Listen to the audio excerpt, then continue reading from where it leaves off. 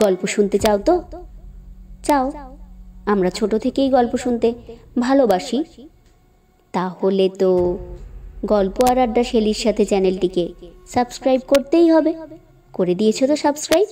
আর যারা করনি তাদেরও অনুরোধ করছি চ্যানেলটিকে সাবস্ক্রাইব করার জন্য। আজ যে গল্পটি পড়ব, গল্পটির নাম মায়া। বিভূতিভূষণ বন্দ্যোপাধ্যায়ের লেখা একটি মিষ্টি আর পাগল করে দেওয়া ভূতের গল্প। গল্পটি মায়া।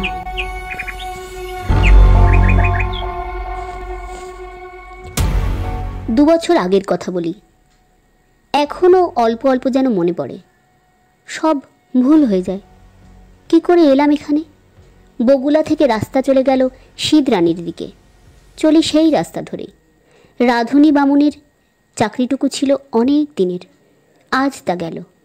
যাক, তাতে কোনো দুঃখ নেই। দুঃখ এই অবিচারে চাকরিটা গেল।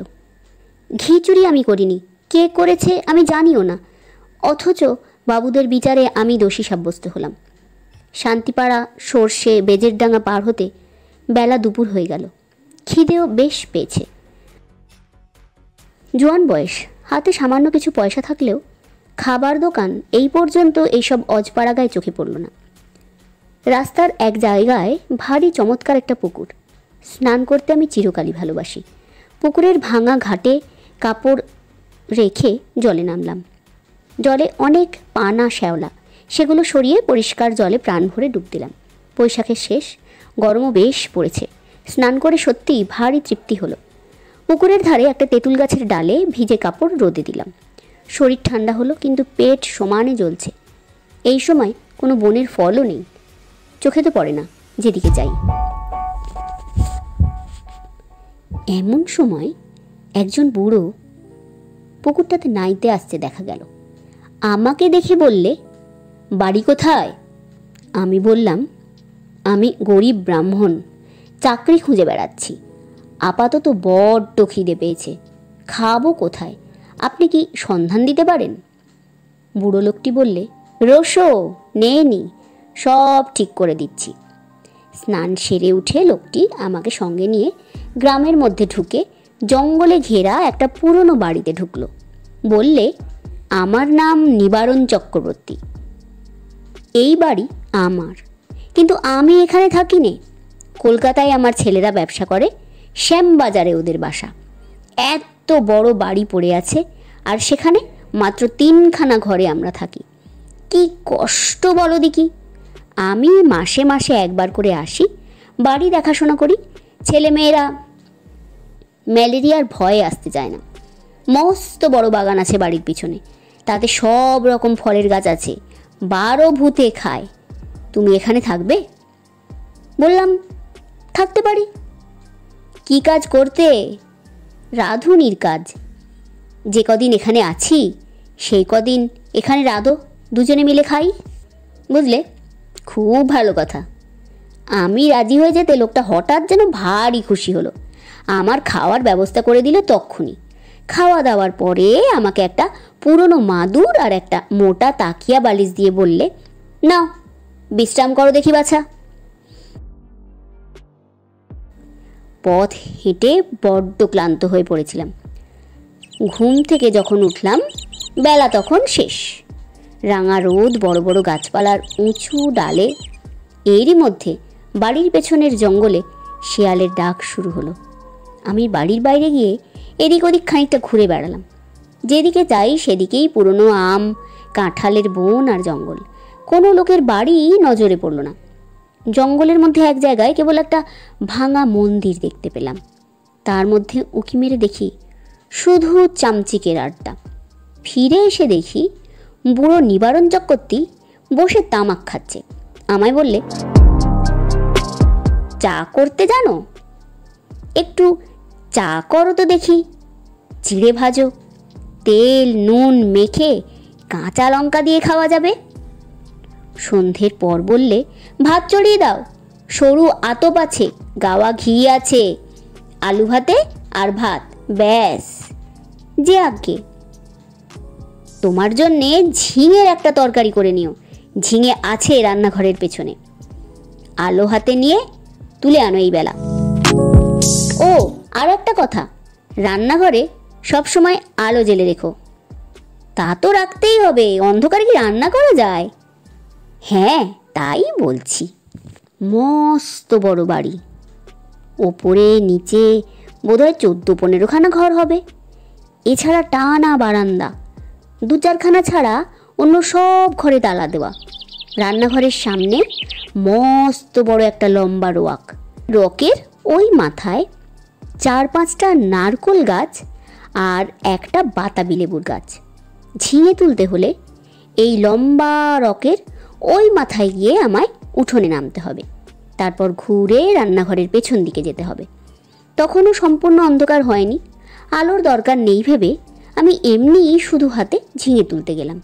বাবা, কি আগাছার জঙ্গল রান্নাঘরের পেছনে! বুনো ঝিঙে গাছ, যাকে এঁটো গাছ বলে, অর্থাৎ এমনি বীজ পড়ে যেই গাছ হয় তাই। অনেক ঝিঙে ফলেছে, দেখে বেছে বেছে কচি ঝিঙে তুলতে লাগলাম।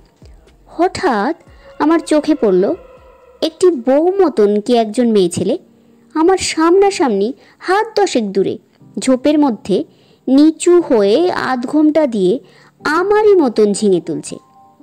দুবার আমি চেয়ে চেয়ে দেখলাম, তারপর পেছন ফিরে 7-8টা কচি ঝিঙে তুলে নিয়ে চলে আসবার সময় আর একবার চেয়ে দেখলাম, দেখি বউটি তখনও ঝিঙে তুলছে। নিবারণ চক্রবর্তী বললে, ঝিঙে পেলে? আগে হ্যাঁ, অনেক ঝিঙে হয়ে আছে, আরও একজন কে তুলছিল। নিবারণ বিস্ময়ের সুরে বললে, কোথায়? ওই ওই রান্নাঘরের পেছনে, বেশি জঙ্গলের দিকে। পুরুষ মানুষ নাকি? না না, একটি বউ। নিবারণ চক্রবর্তীর মুখ কেমন একটা যেন ফ্যাকাশে হয়ে গেল। বললে, কোথায় বউ? চলো চলো দেখি দেখি। আমি ওকে সঙ্গে করে রান্নাঘরের পেছনে দেখাতে গিয়ে দেখি কিছুই না। নিবারণ বললে, কই বউ? ওই তো ওখানে ছিল, ওই ঝোপটার কাছে। যত সব, চলো চলো, দিন দুপুরে বউ দেখলে অমনি। আমি একটু আশ্চর্য হলাম। যদি একজন পাড়া গায়ের বউঝি দুটো জংলি ঝিঙে তুলতে এসেই থাকে, তবে তাতে খাপ্পা হওয়ার কি আছে ভেবে পাইনি। তাছাড়া আজ না হয় উনি এখানে আছেন, কাল যখন কলকাতায় চলে যাবেন তখন বুনো ঝিঙে কে চৌকি দেবে? রাত্রে খাওয়া দাওয়ার পর চক্রবর্তী বুড়ো আবার সেই ঝিঙে চুরির কথা তুললে। বললে, আলো নিয়ে যাওনি কেন ঝিঙে তুলতে? তোমায় আমি আলো হাতে নিয়ে যেতে বলেছিলাম না, মনে আছে? কেন তা যাওনি? আমি ঠিক বুঝলাম না, কি দোষ তাতে? বুড়োটা খিটখিটে ধরনের, বিনা আলোতে যখন সব দেখতে পাচ্ছি, এমনকি ঝিঙে চুরি করা বউকে পর্যন্ত, তখন আলো না নিয়ে গিয়ে কি দোষ করেছি আমি? বুড়ো বললে, না না, সন্ধ্যের পর সব সময় আলো কাছে রাখবে। কেন? তাই বলছি। তোমার বয়স কত? আগে 37-38 হবে। অনেক কম বয়স আমাদের চেয়ে। আমার এখন কত বয়স জানো? 63। যা বলি কান পেতে শুনো। আগে নিশ্চয়ই। রাত্রে শুয়ে আছি, ওপরের ঘরে কিসের যেন ঘট ঘট শব্দ শুনে ঘুমটা ভেঙে গেল। জিনিসপত্র টানা টানির শব্দ, কে বা কারা যেন বাক্স বিছানা এখান থেকে ওখানে সরাচ্ছে, ভারী ভারী জিনিস সরাচ্ছে। বুড়ো কাল সকালে চলে যাবে কলকাতায়, তাই বোধ হয় জিনিসপত্র গোছাচ্ছে। কিন্তু এত রাত্রিরে? বাবা, কি বাতিগ্রস্ত বুড়ো! সকালে উঠে বুড়োকে বলতেই বুড়ো অবাক হয়ে বললে, আমি? হ্যাঁ, অনেক রাতে। ও হ্যাঁ হ্যাঁ, না ঠিক ঠিক। আমাকে তো বললেই হতো, আমিই গুছিয়ে দিতুম। চক্রবর্তী বুড়ো আর কিছু না বলে চুপ করে গেল। বেলা 9টার মধ্যে আমি ডাল ভাত আর ঝিঙে ভাজা রান্না করলাম। খেয়ে দিয়ে পোটলা বেঁধে সে রওনা হলো কলকাতায়। যাবার সময় আমাকে বলে গেল, নিজের ঘরের মতন ঠেকো ঠাকুর, পেয়ারা আছে, আম আছে, কাঁঠাল আছে, পেঁপে আছে, তরি তরকারি পোতো, আমার খাস জমি পড়ে আছে 3 বিঘে, ভদ্রাসন হলো 1.5 বিঘের ওপর, লোকের অভাবে জঙ্গল হয়ে পড়ে আছে, খাটো, তরকারি তৈরি করো, খাও, বেচো, তোমার নিজের বাড়ি ভাববে, দেখাশুনো করো, থাকো, ভাবনা নেই। হ্যাঁ, আর একটা কথা। কি? চক্রবর্তী বুড়ো অকারণে সুর খাটো করে বললে, কত লোকে ভাঙচি দেবে, কারো কথা শুনবে না যেন, বাড়ি দেখাশুনো যেমন করবে, নিজের মতন থাকবে, কোনো কথায় কান দেবে না, গাছের ফল ফুলুরি তুমিই খাবে, 2 ঘর খোলা রইল তোমার জন্য। বুড়ো চলে গেল, আমাকে যেন আকাশে তুলে দিয়ে গেল। আরে এত বড় বাড়ির বড় বড় 2খানা ঘর আমার ব্যবহারের জন্য রয়েছে, তাছাড়া বারান্দা, রান্নাঘর, রক্ত আছেই, বাড়িতে পাতকুয়ো, জলের কোনো কষ্ট নেই, শুকনো কাঠ যথেষ্ট আছে, কাঠেরও কষ্ট নেই। 10টা টাকা আগাম দিয়ে গেছে বুড়ো, প্রায় 1/2 মণ টাক সরু আতপ চালও আছে, গাছ ভরা আম, কাঁঠাল, এ যেন ভগবানের দান আকাশ থেকে পড়ল হঠাৎ। বিকেলের দিকে তেল নুন কিনবো বলে মুদির দোকান খুঁজতে বেরলাম। বাপরে, কি বন জঙ্গল গাঁখানার ভেতরে, আর এদের যেখানে বাড়ি তার সীমানায় কোনো লোকালয় নেই। জঙ্গল ভেঙে সুড়িপথ ধরে 1/2 মাইল যাবার পর একজন লোকের সঙ্গে দেখা হলো। সেও তেল কিনতে যাচ্ছে, হাতে তেলের ভাঁড়। আমায় দেখে বললে, বাড়ি কোথায়? এখানে আছি, চক্রবর্তীর বাড়ি। নিবারণ চক্রবর্তী? কেন? দেখাশুনো করি, কাল এসেছি। ও বাড়িতে থাকতে পারবে? ও বাড়িতে থাকতে পারবে না। কেন? এই বলে দিলাম, দেখে নিও, কত লোক ও বাড়িতে এলো গেল, ওরা নিজেরাই থাকতে পারে না, তার অন্য লোক। ও বাড়ির ছেলে বউয়েরা কস্মিন কালেও ওই বাড়িতে আসে না। কেন? তা কি জানি, ও বড় ভয়ানক বাড়ি, তুমি বিদেশি লোক, খুব সাবধান। আর কিছু না বলে লোকটা চলে গেল। আমি দোকান খুঁজে জিনিস কিনে বাড়ি ফিরলাম। তখন বিকেল গড়িয়ে সন্ধে নামছে। দূর থেকে জঙ্গলের মধ্যেকার পুরনো উঁচু দোতলা বাড়িখানা দেখে আমার বুকের ভেতরটা ছাঁত করে উঠল। সত্যি, বাড়িখানার চেহারা কীরকম যেন, ও যেন একটা জীবন্ত জীব।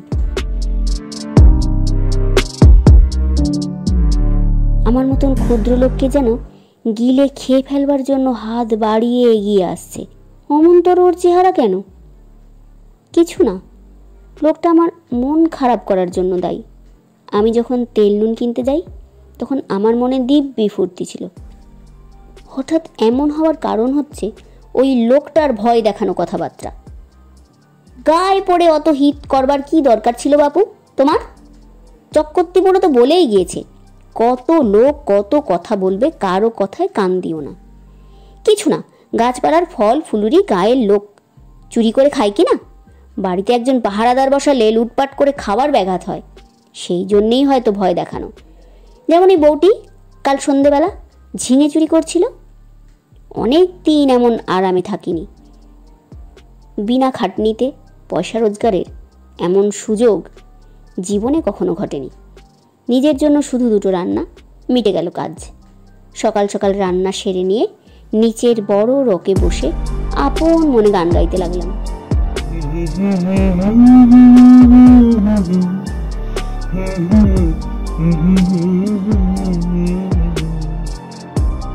এত বড় বাড়ির মালিক আমি, কারো কিছু বলবার নেই আমাকে, যা খুশি তাই করব। হঠাৎ ভয়ানক আশ্চর্য হয়ে গেলাম। দোতলার নালির মুখ দিয়ে পড়তে লাগলো জল, যেমন ওপরের বারান্দাতে কেউ হাত পা ধুলে জল পড়ে, ঠিক সেরকম বেশ মোটা ধারে জল পড়তে লাগলো। তখনই আমি উঠে রকের ধারে দাঁড়িয়ে দোতলার বারান্দার দিকে চেয়ে দেখলাম, তখনই জল পড়ছে সামনে মোটা ধারায়। ওপরে সিঁড়ির দরজার তালা দেওয়া, চাবি চক্রবর্তী মশাই নিয়ে গিয়েছেন, সুতরাং দোতলায় যাবার কোনো উপায় আমার নেই। এ জল কোথা থেকে পড়ছে? মিনিট 10 পড়ার পর জলের ধারা বন্ধ হয়ে গেল। আমার মনে হলো চক্রবর্তীমশাই বোধ হয় কোনো কলসি বা ঘড়াতে জল রেখে গিয়েছিলেন। ওপরের বারান্দাতে সেই কলসি কিভাবে উল্টে পড়ে গিয়ে থাকবে? নিশ্চয়ই তাই, তাছাড়া জল আসবে কোথার থেকে? একটু পরে গিয়ে শুয়ে পড়লাম। আলো নিভিয়ে শুয়ে পড়বার সঙ্গে সঙ্গে আমার চোখে ঘুম জমল।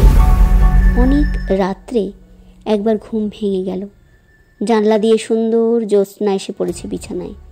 কি একটা ফুলের গন্ধও আসছে, বেশ সুবাস ফুলের। কি ফুল? ঘুমের ঘরেই ভাবছি, এমন কোনো সুগন্ধওয়ালা ফুল তো বাড়ির কাছাকাছি দেখিনি। তড়াক করে লাফ দিয়ে উঠে বসলাম। ও কি, জানলার সামনে দিয়ে একটি বউ চলে গেল রগ বেয়ে। হ্যাঁ, স্পষ্ট দেখেছি, ভুল হবার নয়। আমি তক্ষুনি উঠে দরজা খুলে রকে গিয়ে দাঁড়ালাম। রকে দাঁড়াতে দুটো জিনিস আমার কাছে স্পষ্ট হলো। প্রথম, সেই ফুলের সুবাসটা রকে অনেকখানি ঘন। ওই বউটি যেন সেই সুবাস ছড়িয়ে দিয়ে গেল এই কতক্ষণ। না, কোনো ফুলের সুবাস এটা নয়। এ কিসের সুবাস তা আমার মাথায় আসছে না। চোখে ঘুম জড়িয়ে এলো। কেমন একরকম যেন লাগছে, একরকম নেশার মতন। কেন আমি বাইরে এসেছি? ও, কে একটা বউ রগ বেয়ে খানিক আগে চলে গিয়েছিল, সেই ছড়িয়ে গিয়েছে এই তীব্র সুবাস। কিন্তু কোনো দিকে নেই তো, সে গেল কোথায়? সে রাত্রে সেই পর্যন্ত। কতক্ষণ পরে ঘরে গিয়ে শুয়ে ঘুমিয়ে পড়লাম তা খেয়াল নেই। সকালে উঠে মনে হলো সব স্বপ্ন। মনটা বেশ হালকা হয়ে গেল। কাজকর্মে ভালো করে মন দিলাম। বন জঙ্গল কেটে কিভাবে তরিতরকারির আবাদ করব সেই আলোচনা করতে লাগলাম মনের মধ্যে। একটা অসুবিধা এখানে থাকবার, বড্ড নির্জনে থাকতে হয়। কাছাকাছি যদি এক ঘর লোকও থাকতো তবে এই কষ্টটা হতো না। কথা বলবার একটা লোক নেই, এই হলো মহা কষ্ট। সেদিন দুপুরে একটা ঘটনা ঘটল। আমি ভাত নামিয়ে হাঁড়ি রাখতে যাচ্ছি, এমন সময় দোতলার বারান্দাতে অনেক লোক যেন একসঙ্গে হেসে উঠল। সে কি ভীষণ হাসাহাসি! আমার গা যেন দোল দিয়ে উঠল সেই হাসি শুনে। খিলখিল করে হাসি নয়, খল খল করে হাসি। আকাশ বাতাস থমথমিয়ে উঠল সে হাসির শব্দে। ভাত ফেলে রেখে দৌড়ে গেলাম। রকে গিয়ে ওপরের দিকে দেখি কিছুই না। নিচের জানলা যেমন বন্ধ, ওপরের ঘরে সারবন্দি জানলা তেমনি বন্ধ। হাসির লহরী তখন থেমে নিশ্চুপ হয়ে গেছে। ব্যাপার কি? কোনো বদমাইশ লোকের দল ওপরে আড্ডা বেঁধেছে? ওপরের সিঁড়ির মুখে গিয়ে দেখি দরজায় তেমনি কুলুপ ঝুলছে। আমার ভয় হয়নি, কেননা দিনমান, চারিদিকে সূর্যের আলো। এই সময় মনের মধ্যে কোনো ভূতের সংস্কার থাকে না। এই হাসি যদি আমি রাত্রে শুনতাম তবে বোধহয় ভয়ে অজ্ঞান হয়ে যেতাম। চাবি দিয়ে দাঁত খুলতে হতো।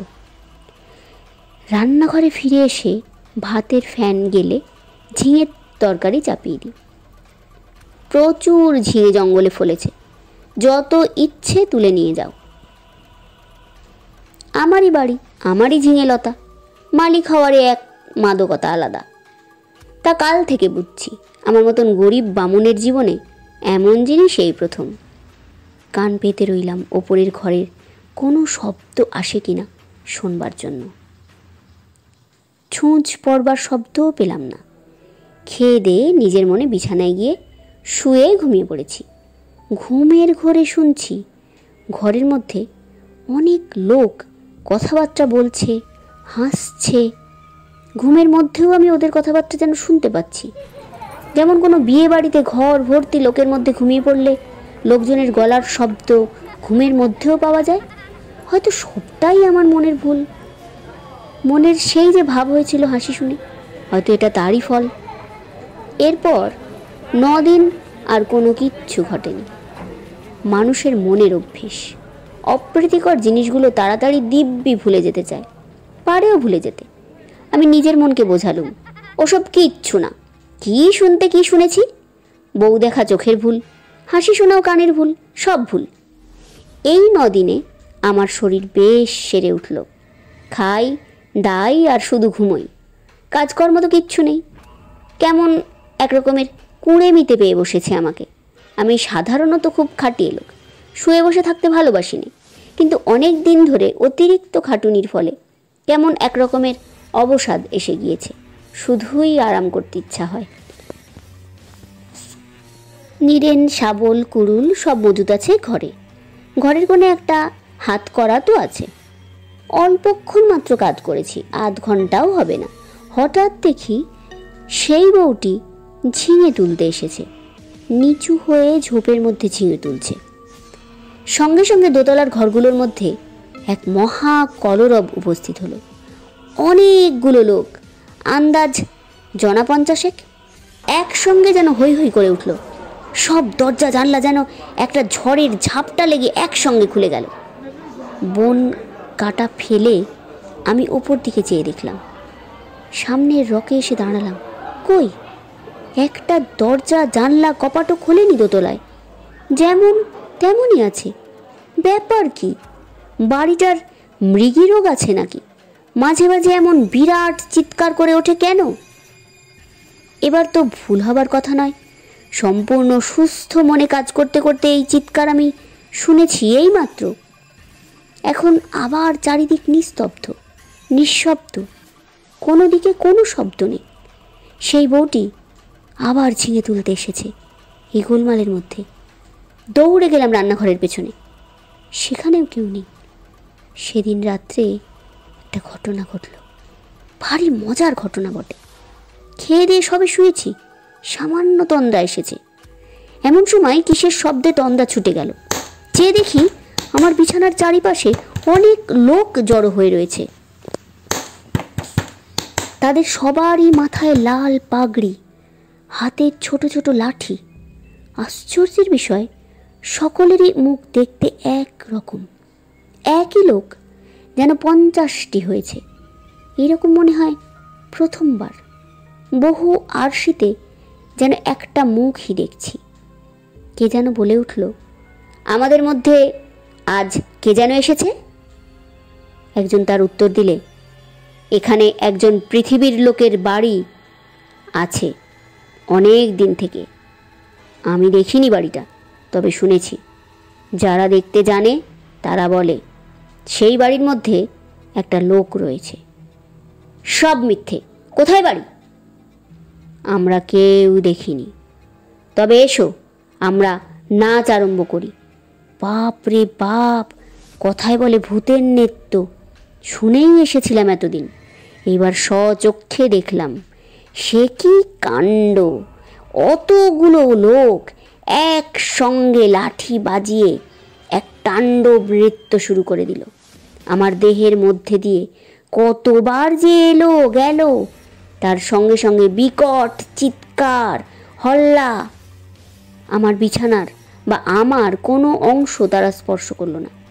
আমি যে সেখানে আছি তাও যেন তারা জানে না। ওদের হুঙ্কার আর ভৈরব নৃত্যে আমি জ্ঞানশূন্য হয়ে গেলাম।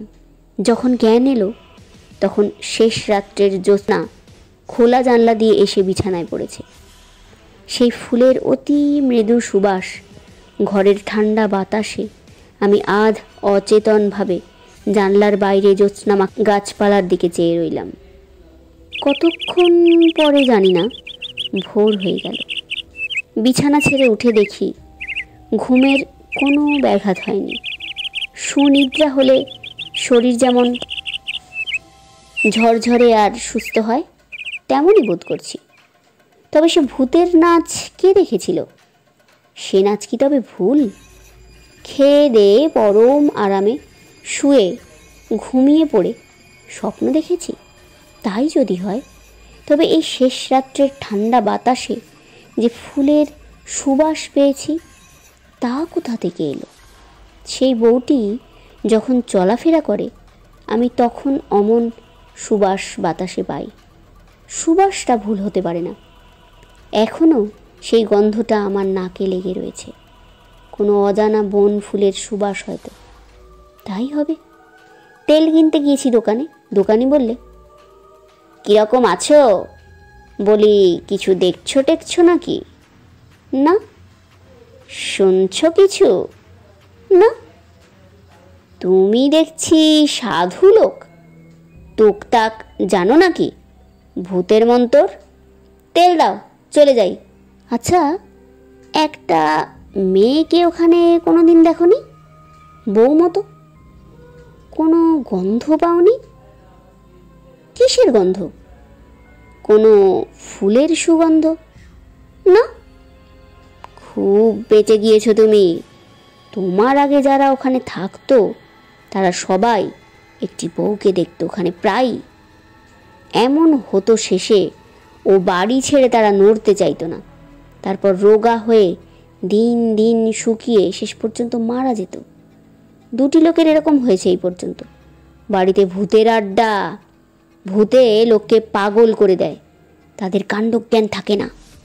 এমন ভালো লাগে এই বাড়ি, না খেয়ে না দে ওখানে পড়ে থাকে, ছেড়ে যেতে চায় না। তুমি দেখছি ভূতের মন্তর জানো। আমরা তো বাড়ির ত্রিসীমানায় যাইনি, মাথা খারাপ করে দেয় সাধারণ মানুষের। তেল নিয়ে চলে এলাম। ভাবতে ভাবতে এলাম, মাথা খারাপ হওয়ার সূত্রপাত আমারও হলো নাকি? বাড়ির সীমানায় পা না দিতেই আমার মনে হলো, না, সব ভুল, পরম সুখে আছি। এ ছেড়ে কোথায় যাব? বেশ আছি, খাসা আছি, তোফা খাসা আছি। সেই থেকে আজ 2 বছর পড়ে আছি এই বাড়িতে। চক্রবর্তী মশাই মাইনে টাইনে কিছুই দেয় না, তাতে আমার কিচ্ছু যায় আসে না।